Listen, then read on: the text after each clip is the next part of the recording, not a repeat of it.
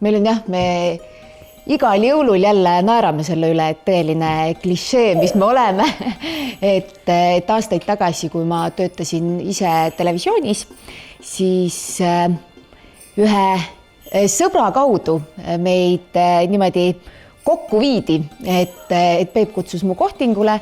Mina sellel hetkel olin ainult karjäärile keskendunud, mõtlesin ka, et ma ei viitsi ja taha minna, mul ei ole mingit meest praegu vaja nagunii, aga viisakusest, kuna see oli ikkagi meie ühine tuttav, kes väga soovis, et me kokku saaks, siis ma viisakusest olin nõus kohtingule minema.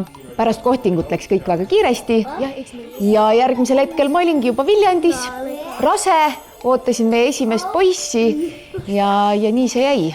Heelia oma raamatus ammu kirjeldab seda hästi naljakalt, et seda meie esimene kohtumine, et milline see mees siis on, et tuleb Viljandi maalt mulgi 6 pastlad jalas ja hakkame koos Kaerajaani tantsima, et see on nagu lahedalt nagu kokku võetud, et see nagu suhte algus oli siuke tore Kaerajaan kõige paremas mõttes.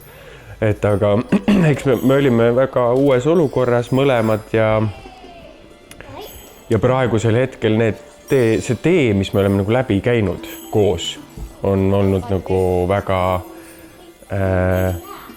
selline, mis paneb mingitel hetkedel proovile ja see on nagu märk sellest, et kui saatus viskab su ette need kivid ja sa saad nendest üle, siis järelikult on ju suhe õige ja peab vastu, et see tähendab minu jaoks nii mõndagi. Tegelikult ju, kui Viljandisse tulime, siis oli meil kokkuleppe Heeliaga, et 2 aastat elame Viljandis ja siis läheme Tallinnasse. Muidu ma ei olnud nõus tulema, et see oli meie kokkulepe, 2 aastat siin ja 2 aastat, või et siis lähme Tallinnasse. Ja tuli välja see, mida mina sellel hetkel ei teadnud. See oli Peebu kaval plaan, ehk siis tal oli kohe algusest see plaan. Ma teadsin lihtsalt. Et mulle hakkab Viljandis meeldima ja siis me ei koli enam Tallinnasse. Nii läkski. Ja nii läkski. Sest Viljandi on selline linn, kus sa armud ära sellesse. Ja. Sest mina ei kujuta oma elu ette kuskil mujal kui Viljandi linnas ja esiteks ka me oma töö pärast juba, sest et ta on nii kese, nii-öelda Eesti mõistes igasse linna on normaalne aeg ja kui ma töötan erinevates teatrites või kultuurivaldkond üleüldse, mis on väga liikuv, et siis ta on super koht ja meil on, Viljandi on imeilus linn. Peep Maasik on aastaid eest vedanud Temufi teatrit, mis kuni möödunud aasta sügiseni töötas projekti teatrina ning keskendus suvelavastustele ja külalisetendustele. Kuid aasta tagasi saadi endale päris kodu Viljandisse Tartu tänaval tegutsenud endise ööklubi ruumesse ja sellise suure sammu tõttu on aina enam inimesi üles leidnud ka Temufi teatri. Teater Temufi meil on 10. juubelihooaeg, et me olime projektiteater. Ja siis 3 me seda veame, mina, Martin Aulis ja Silver Kaljula, kellega me siis Temufi tegime kunagi omal ajal, mõeldes selle peale, et me saame teha kõike, mis me soovime kultuurivaldkonnas, muusikat, filmi, teatrit, reklaame, ükskõik, mis me tahame.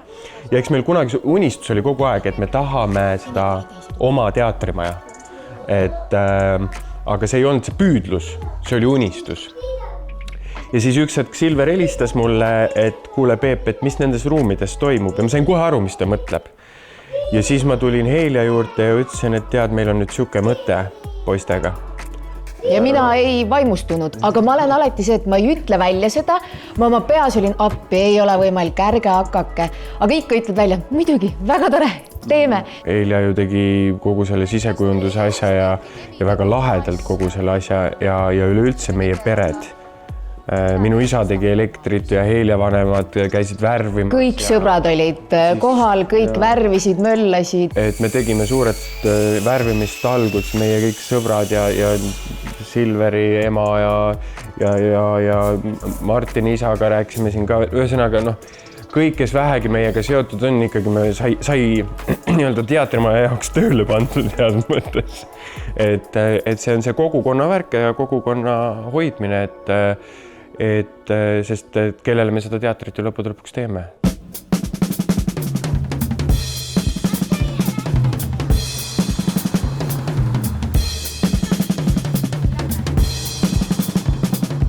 Meid eestlasi on niivõrd vähe, et iga eestlase siht või vähemasti iga Vikmani poisi siht peab olema surematus. see on lahe, et te täna tulite, et on Vikmani poisid, mis oli siis Demufi teatrimaja avalavastus. Et Jaan Krossiga täna mängitakse seda siis siin viimast korda. Ma usun praegu kindlasti, et armastasin teid juba enne meie tutvumist. Ainult, et ma veel ei teadnud, et just teie olete, keda ma armastan. Aga meil on klassikat, meil on Tammsaare, ma armastasin sakslast. See on tohutu hitt, kõik nutavad ja see on nii armas. Peep üks õhtu rääkis ka, et mis ta tegi, et ta pani hiljem valguse peale, siis ta nägi, et kõik nutavad ja siis ta mõtles, et inimesed vajavad hetkel veel natuke seda hetke ja siis ta pani hiljem tule peale, see oli nii armas, kui ta seda selgitas. See oli hästi tore, kuna ma pidin too õhtu ise heli ja valgust mängima, sest et teine trupp olid väljas ja meil ei ole nii palju inimesi, siis pead ise vahepeal heli valgust ka tegema, et see on normaalne. Ja siis oli väga ilus etendus oli ja tundsid seda hetke, kuidas kõik hingavad ühes rütmis. Siis ma mõtlesin, ma ei pane veel valgust, ei pane. Siis panin üks hetk valguse peale, aplaus ja hästi tore. Siis tulin ülevalt helivalguspuldist ära ja siis see oli pilt nagu filmis. Oli siuke üleval baari alal oli 6 baari, kes kallistasid omavahel niimoodi ära jaotatud nagu selle baari ala peale. Kõik kallistasid omavahel niimoodi ja nagu andsid selle hetke teine teisele. Ta on selline emotsionaalne laeng, mis aitab meil siin pöörases maailmas üleüldse edasi tegutseda. Ja sellepärast on teatrit vaja või üleüldse kultuuri.